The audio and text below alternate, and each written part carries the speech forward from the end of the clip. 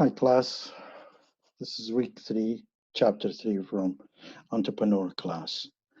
Without further ado, we're gonna just start with the chapter 3. Let me share the screen with you. Wonderful. And here we go. In the chapter 3, today we will be talking about the entrepreneurial perspectives. Generating and exploiting new entries. This is the chapter's all about. So in this chapter, what will happen, a new entry is one of the essential acts of entrepreneurship. And as we said, a newness can be both a good or bad. So it has the two optionals in it.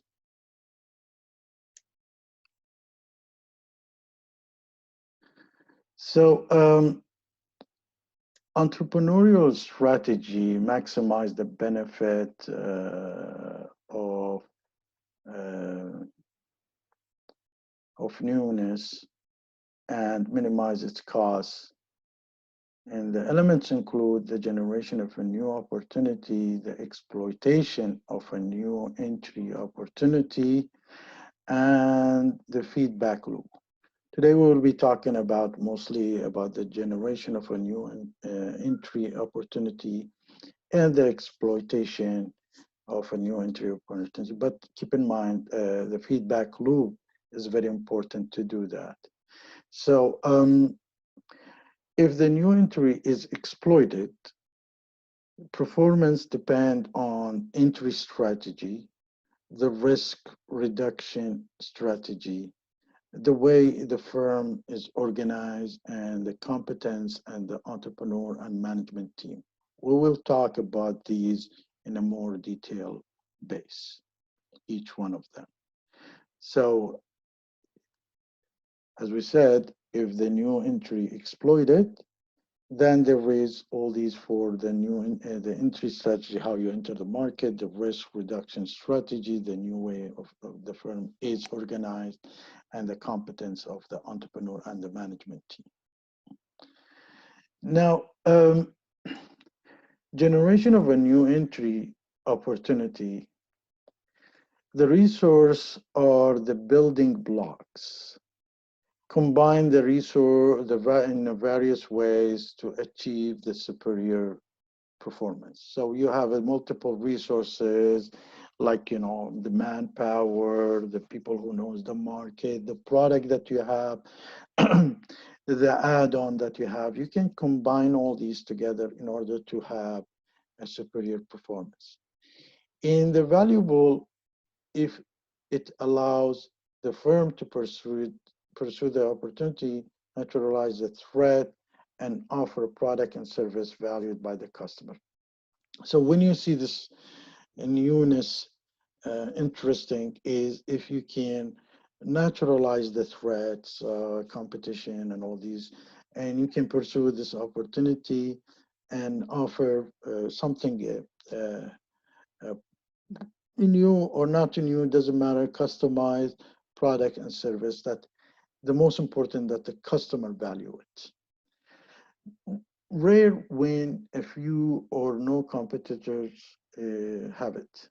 So these days, you will find anywhere you go, they have everything and there is a competitor. So your goal is really to customize it a little bit, adjust it a little bit, whether it's a product or a service, where the customer sees a value in it.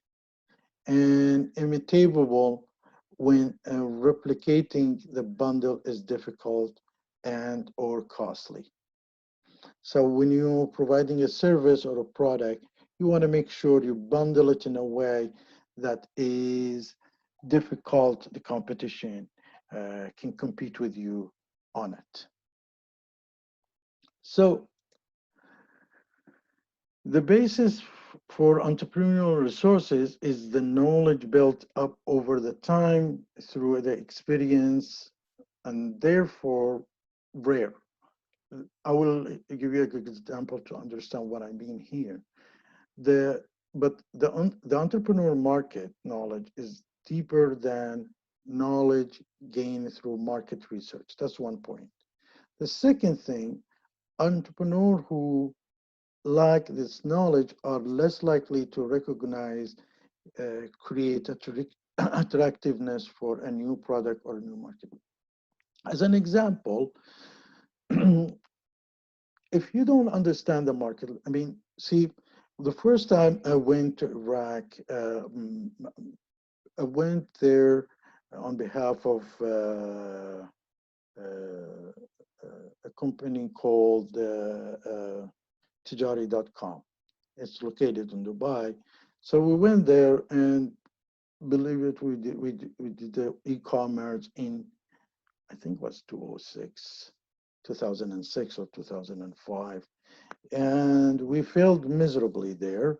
And the reason, because we didn't have that much knowledge about the market or the technology there.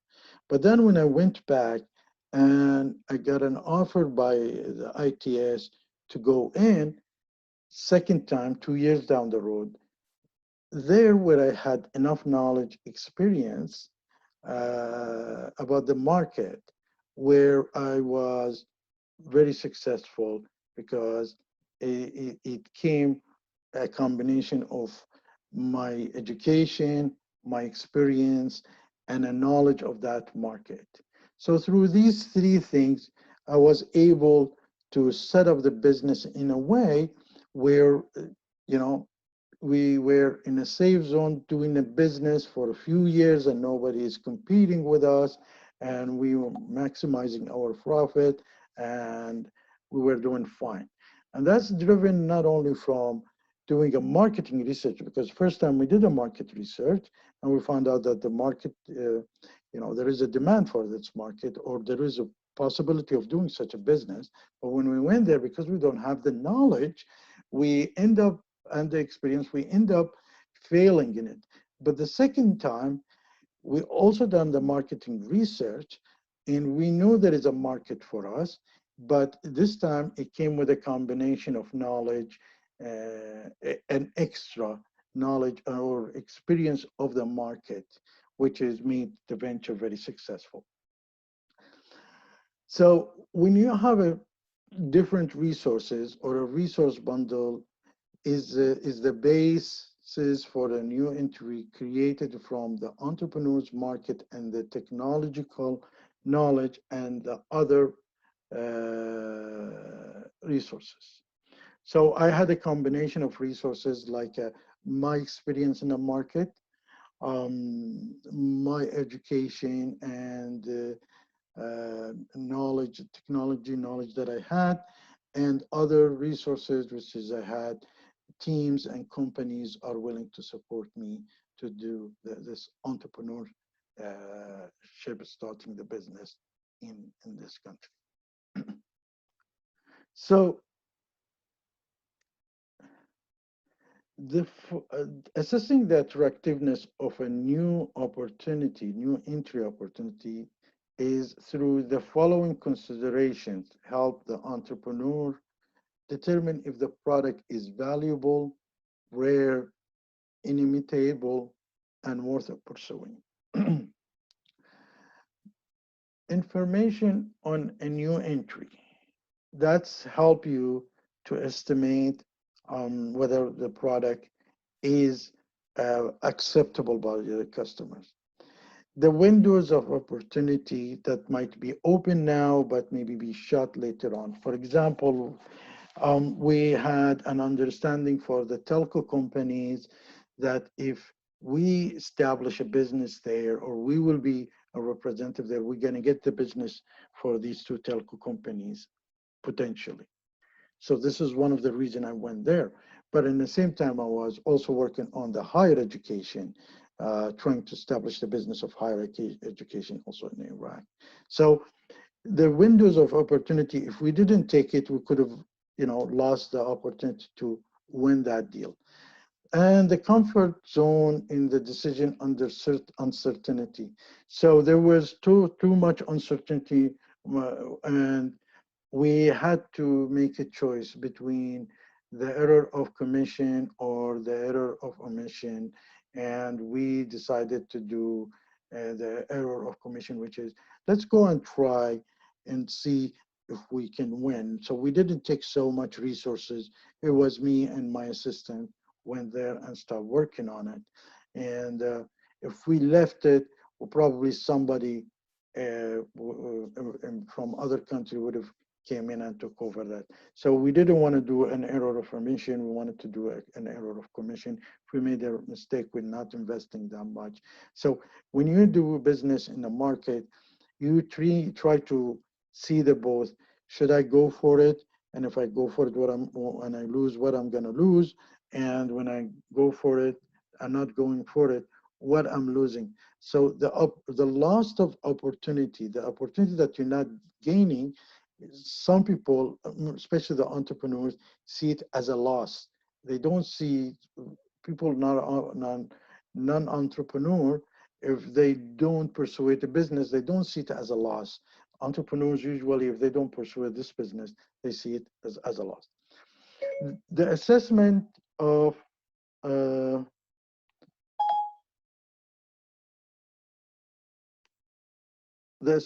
I'm sorry. Um, the assessment of a new entry attractiveness is less about the opportunity exists and more about the entrepreneur believing that they can make it work with entrepreneurial strategies.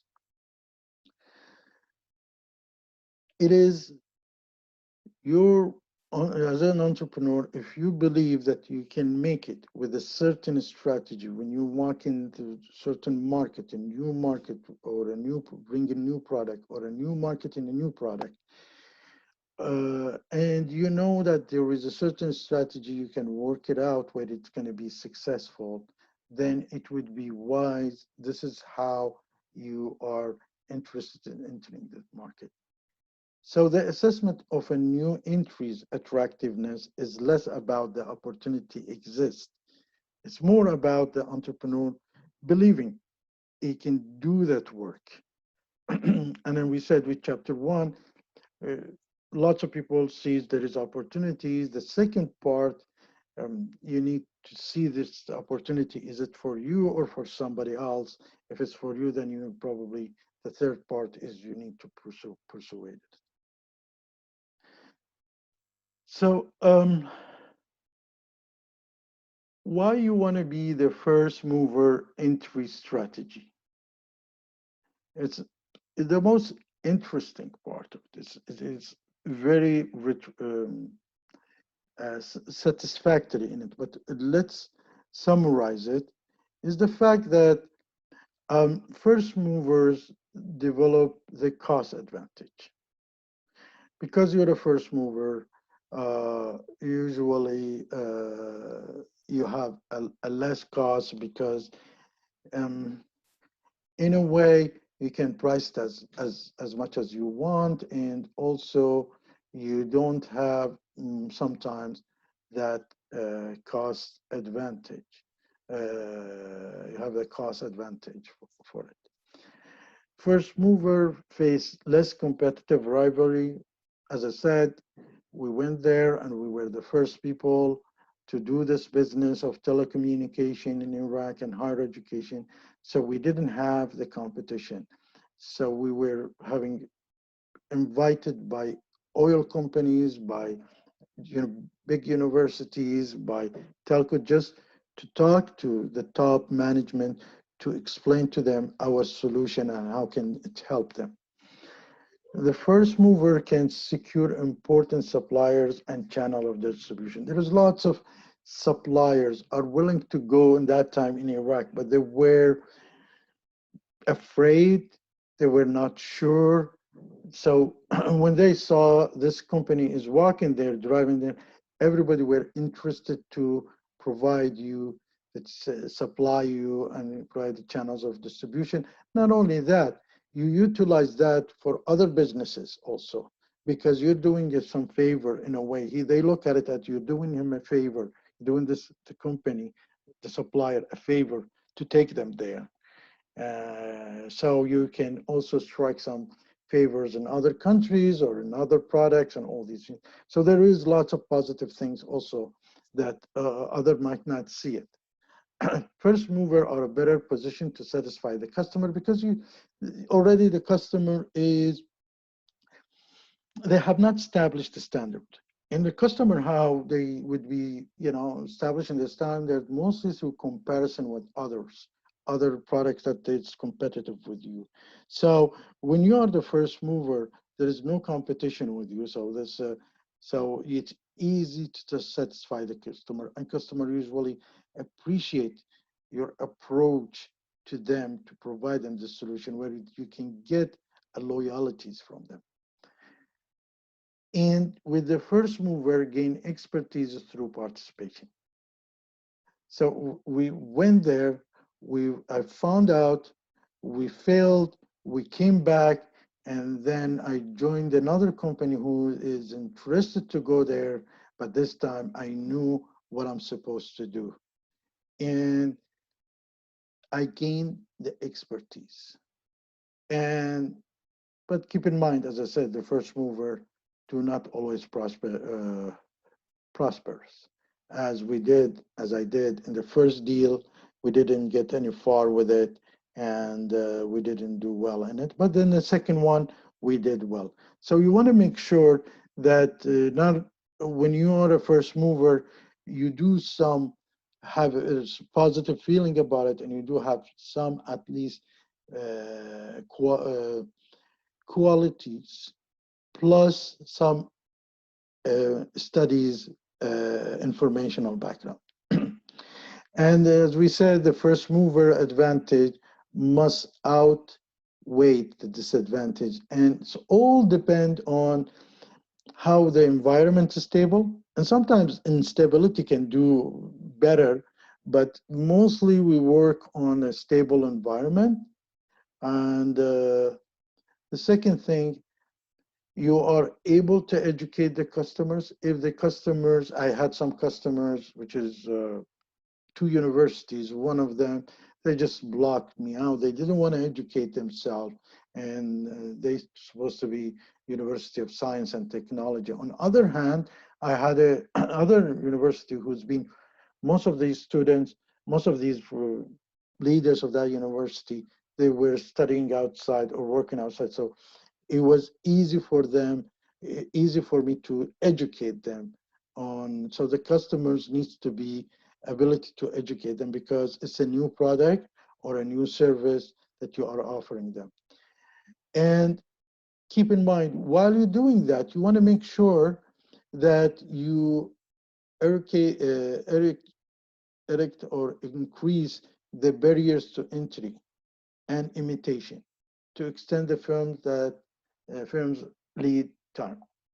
So you want to make sure when you're walking in there with your product, there is a barriers of entries for the others to come in, so you have enough time to keep staying ahead of them, and hard for them to imitate you. I'll give you a good example. It comes with the knowledge and experience, and this is why I said you gain your knowledge here, and you go 3-4 years working in a company, you gain your experience, and a combination of these two can help you so much. Because I work so much with the higher education, I know right away what university it needs and what kind of setup solution that they need. And they could be up to 20 different kind of software that's integrated to each other. But then I know right away there is 2 main pillar software in education. One that's called content management system, and one's called student information system, or the administration itself. And any other application, doesn't matter what kind of application, they have to be integrated to these 2 or to one of them. And this came from the experience that I had. So what we did is we went and had these 2 applications set up because of the experience that I had and the knowledge. Once we set up this, we became the gateway for any other application who's interested to come in, because they have to be integrated to our solution. If you're a financial, you need to integrate it to our SIS. If you are a e-learning solution, you need to integrate it with the CMS and SIS. So we close the gate, because if you didn't have these two applications running and you had one, the other person can come up with another one and integrate all the solution through that one. But if we had these two running same time and we own them, so nobody can integrate. See, this whole thing comes in with the experience through the work with other companies. This is why I said after the graduation and you get into this basic knowledge, you need to look at working with the companies that they are very advanced in the field that you want to work in it, so that you gain experience, you understand what that.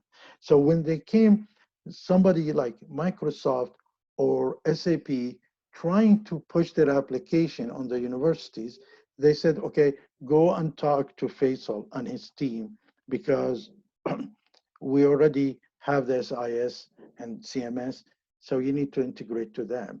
And they came, and then here where you also can gain, make more money, they can take you somewhere, other account, and you kind of put them in a field there's no way but to cooperate with you. So next stage, environmental instability, first mover advantage or disadvantage. As we said in the beginning of this chapter, it could be instability as an advantage, or it could be a disadvantage. So the performance depends on the fit between the firm's bundle of resources and the external environment. So if you have the bundle for a good fit, first determine the key success factor. The environmental change are likely in emerging industries. So the good success factor you have to determine. You need people who is local, can meet the decision maker and set you up with this meeting in the beginning or get to know you about you. The second thing, probably you need the product that is really good fit and determine the success for you. And the product that can make sure that create a barriers so the competition cannot come in. So these are the things.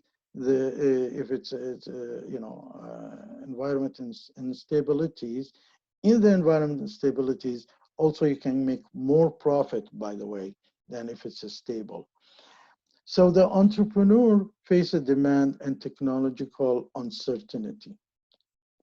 The whole idea when I walked in there, we needed things, we needed to know about things, we got things ready, which is I didn't know first time.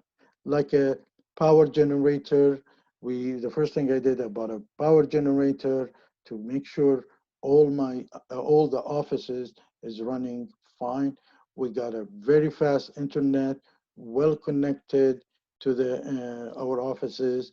These are all technological things that I needed to set up. And because if I walked in first time, I wasn't uncertain about it.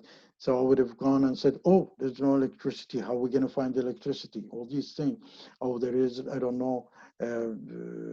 I need a driver. I need a car. So these are small things that the technological uncertainties might slow you down or kill your business. So you wanted to make sure that you're aware of these. So the demand uncertainty makes it difficult to estimate the future demand. The other thing, you come in and maybe something outside happened. The last case that we worked on it is we're about to sign a contract and suddenly the country became unstable because of the oil situation or because of the war situation. So these things, it might kill the demand for having a better education and advance on it. So demand uncertainty makes it difficult to estimate the future demand, really. First mover must often commit to a new unproven technology, resulting in the technological uncertainty. If you're going to a place that there is a technological uncertainty, you have to have this feeling that you committed to it. And it's sweet that you are the first person who wants to try and trying, and you're not afraid of failing. So you need to be committed to it. Uh, but when demand is unstable or the technology uncertainty is high, first mover disadvantage may outweigh the first mover advantage. So if you don't have enough knowledge about the market, experience, not knowledge, experience, because the knowledge you built it in a probably university and working with the companies. But if you're going with a new product or you know, you might run to uncertainty, and there is some solution to manage this disadvantage. How would you manage this disadvantage? Is there is option that you have now, and we will be talking about it. The customer uncertainty and the first mover disadvantage. The element of a newness, we said, may mean uncertainty of customers, for customers. So the customers are not sure about it. There is ways of making the customers aware of it. First, as we said, is education. Second, references. They may be uncertain about how to use a product or what's the benefit. So what we did, we faced some university who they never used this application before, these applications before. And in case of telecommunication, these people already traveling from, they're working outside and they know about the billing system and the tabs that the application has. But in university, they didn't know about the solution that I'm offering. So I educated them. I showed them how the solution can help them, but that wasn't enough. So I took them out and they sat with other universities who has implemented these applications.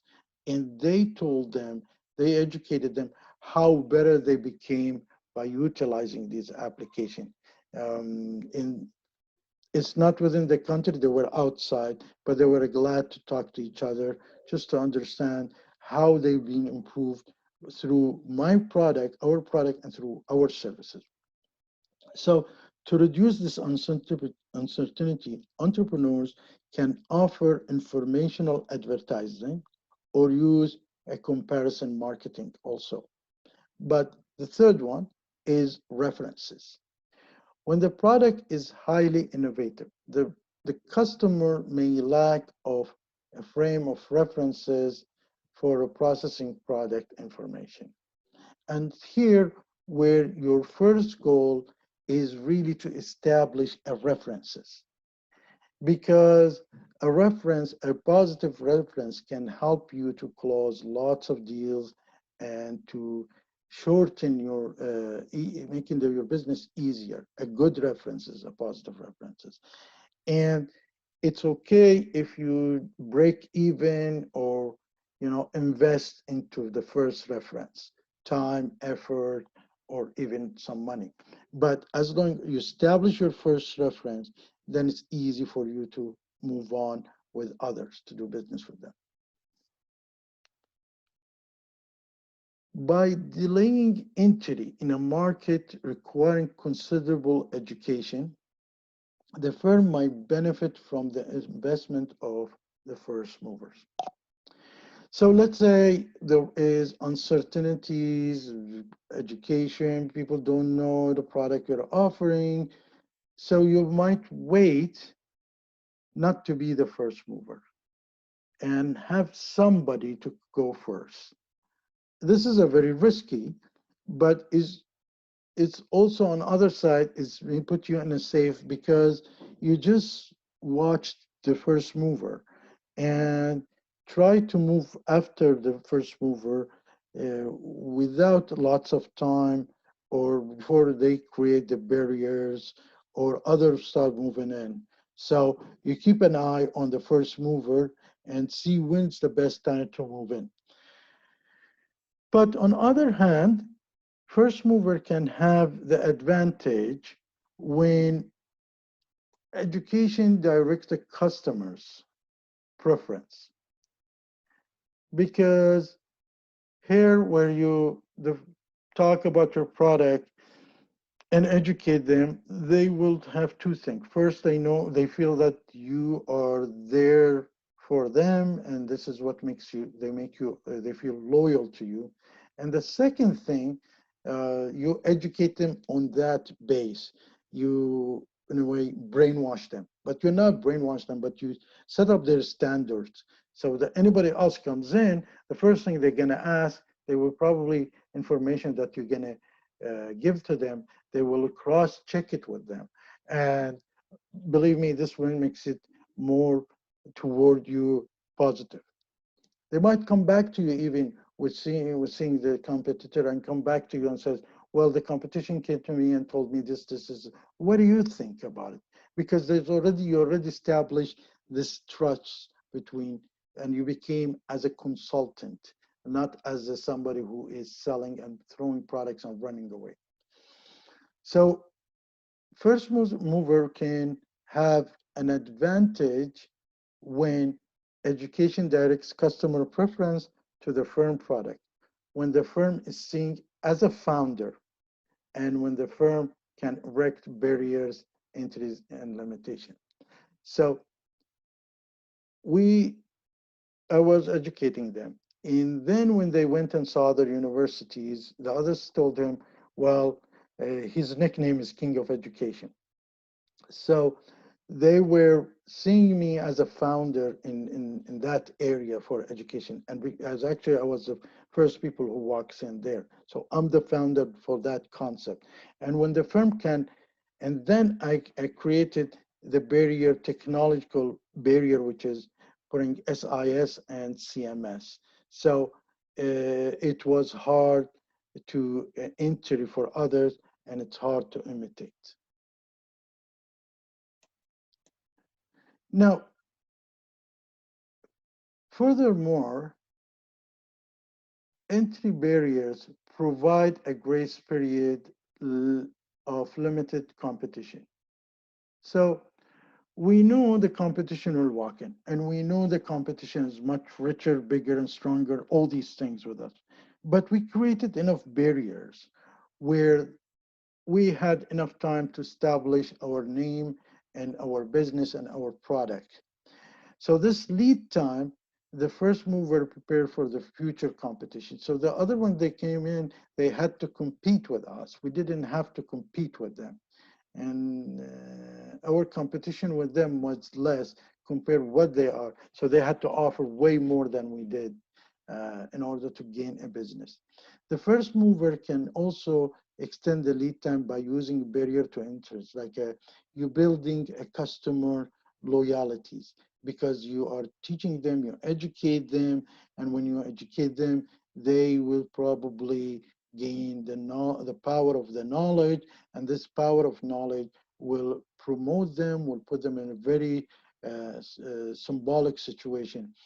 And there is a term, we always use it, we look, it's called look for the champion. And the champions within the organization are the ones who is hungry for knowledge and wants to implement your deal because they want to be champion with their organization. The second thing is building a switching cost. So you have to give an option of cost if it's necessary. So if the competition comes and compete with you over the prices, you have options where you give a switching cost in it. Protecting your product uniqueness, and the uniqueness, when you have the experience in the knowledge, you know how to make your product experience. In the field of IT, for example, you can do a localization, customization, Arabization, extra extension for certain businesses there. These are all makes it unique for you. Let me give you a good example. In the old days, you might don't know Oracle, or if you know Oracle, they used to come and knock the door on us, just saying, please, please implement a full suite of ERP for Oracle. And we didn't. And the reason, because we know if we implemented a full Oracle, the competition can walk into our businesses. And we had a very lucrative businesses with the oil companies. So what we did, we brought two different databases, and we brought an Oracle Financial and IBM HR integrated together.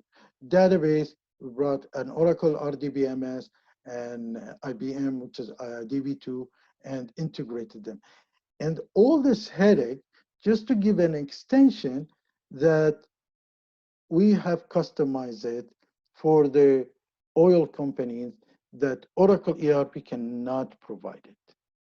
So we secure success to important sources of supply and distribution, but in the same time, we protected our product uniqueness. So whenever Oracle or SAP walked in direct and says, we are Oracle, we are SAP, listen to us, they tell him, well, can you do this for us? They would say, no, we're in the process of developing such thing. They say, then okay, see you later, or go talk to ITS and let ITS tell us whether it's okay or not. So this is where when you do your product, you need to protect your product or your service uniqueness, which is the niche that the other don't have it. The barrier to entry reduced the competition.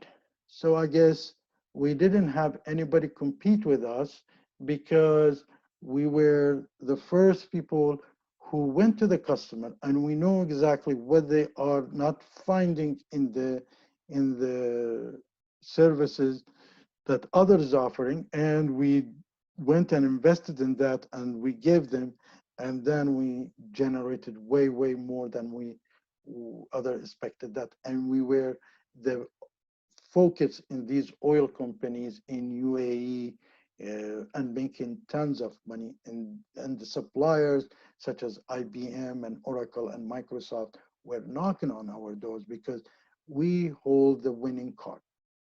And I did the same strategy from there because I worked there. When I went to Iraq, I did the same strategy that I learned it and gained that experience in working with these oil companies. Now, barrier to entry reduce the competition, as we said. If there is insufficient customer demand, consider allowing the competitor into the industry to share the pioneering costs. Now, you might have your partners, or the competition walks in and pour in the knowledge, the information, let them come in and start presenting and increasing the industry knowledge so they can share the cost. And for you instead of sharing the startup cost, they will share this, the marketing, the advertising, the information of the consultant with them. And makes it, and then you keep in mind what's your uniqueness, you come up with your uniqueness later on. In the same field, in the risk reduction strategies for a new entry exploitation, and a new entry always involved in some considerable risk. There is a risk definitely when you start a business, but it needs a brave person with a strong heart and strong belief to take the calculated risk. I'm not saying take risk, you take a calculated risk. So the choice of the market scope range from narrow to a broad scope strategy depending on the risk of targeted for reduction. Let's assume you have a big market, and this market like Canada, and you have a new product or service, you want to import it and you want to export it here. You don't want to, which one of the options? First, you can go all over Canada. And the second option is to focus, for example, only Ontario. And it's depend on your strategy and how you minimize your risk. If the chance of striking a business is very slim, is preferably you need to focus in one area first and then you go broad. And if there is a chance of you don't know where is the first business, is it going to be strike in Manitoba or BC or Ontario, then you probably need to go abroad. This is how you establish how you're supposed to take the risk. So in the case of a narrow scope strategy, offers a small product range to a small number of customers. So you know these people will be buying, will be utilizing. You offer them and you focus on them. Vulnerability to the risk the market demand does not materialize or change over time. A broad scope strategy takes a portfolio approach and offers a range of products.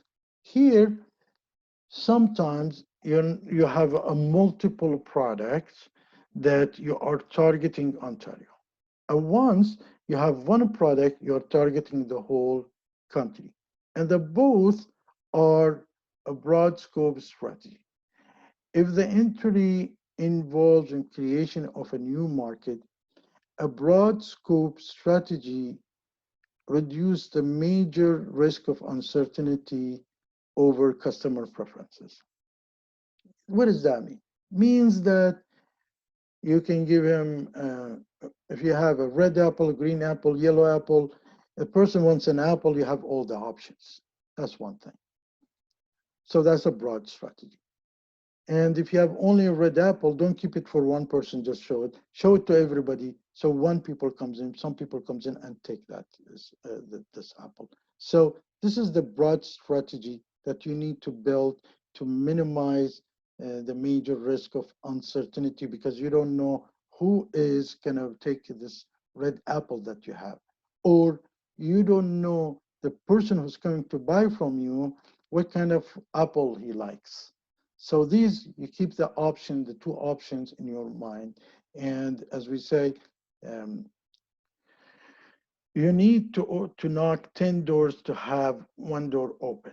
If you knock 9, you might not be able to have it because it may be the door number 10.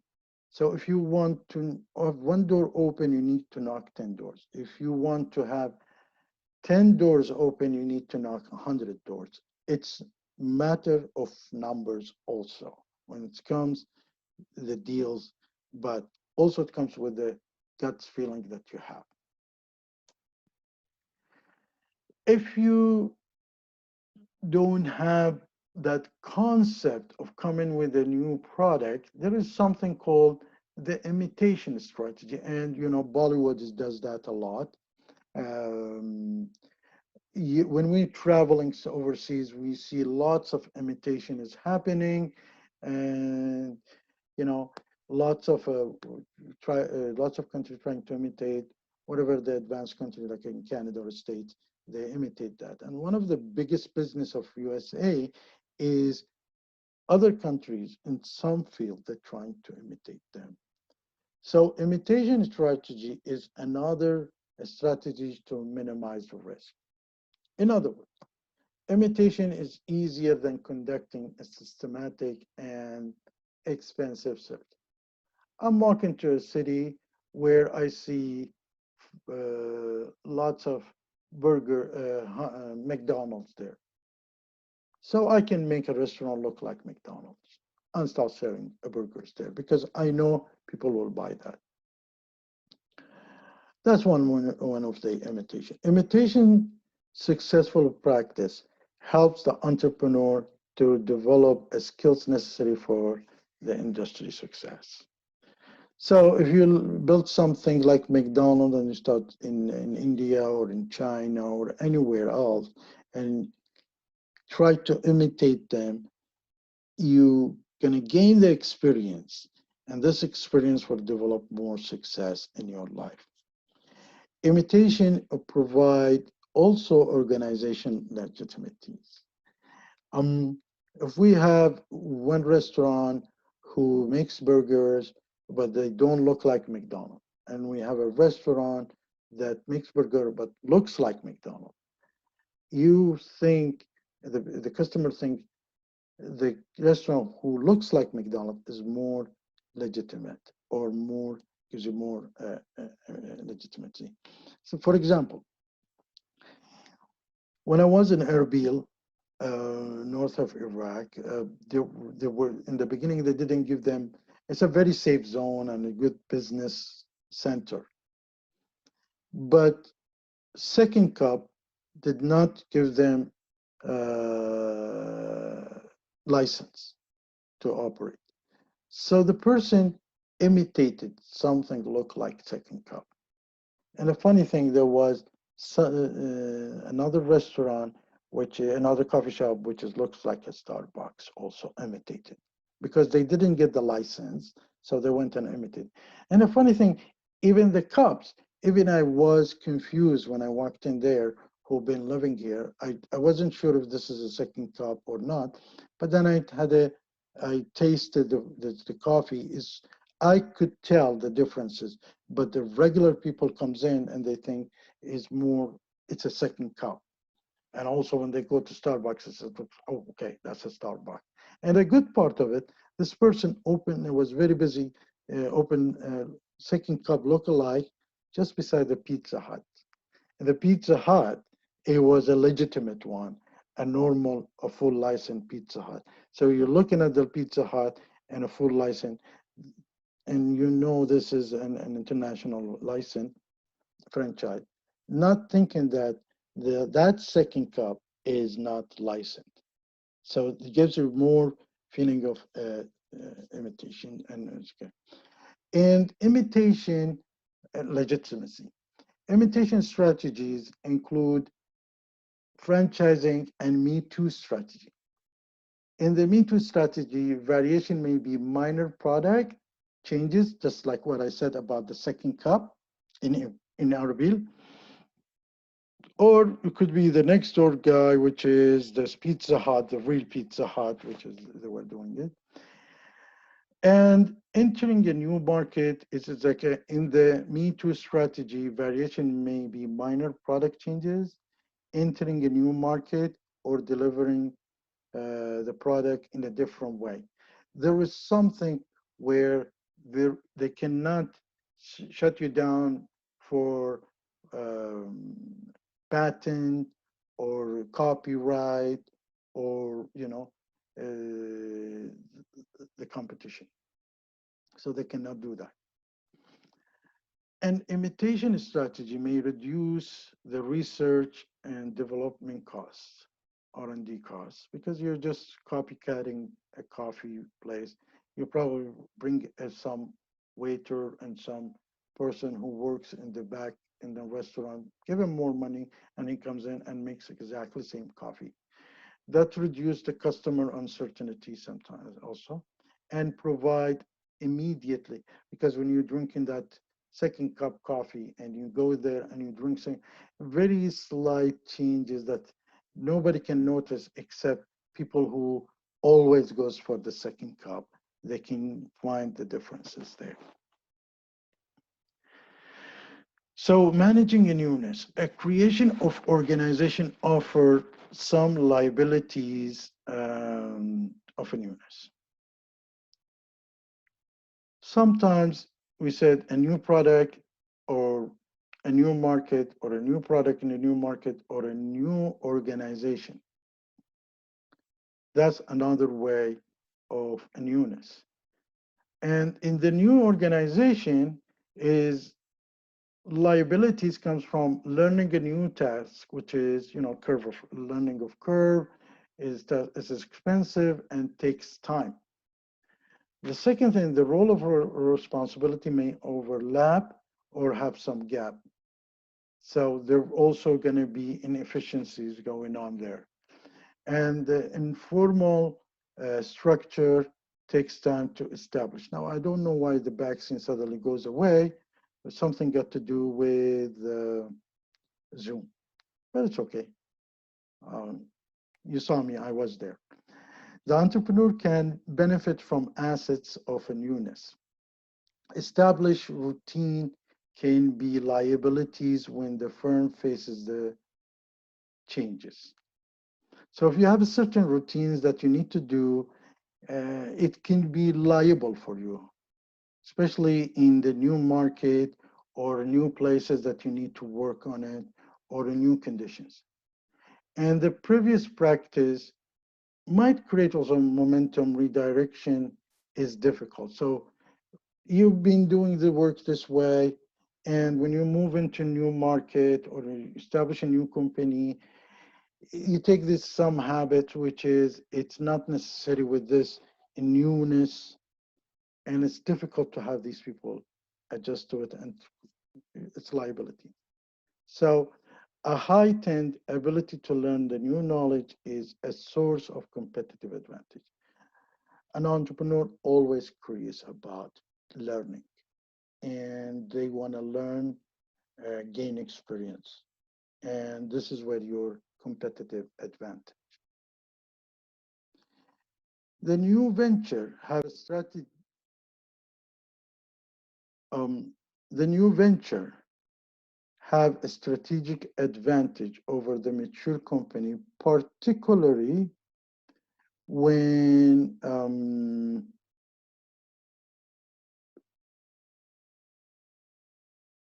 when you are in a dynamic environment. Because dynamic environment means you come with a new venture, newness, and you shape it up easily than if you have an old company who can, they are not easy to adjust. As they say, you cannot teach an old dog a new trick.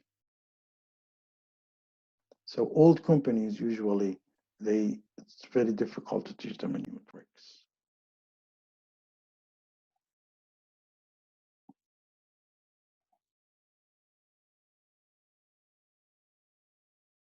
Now,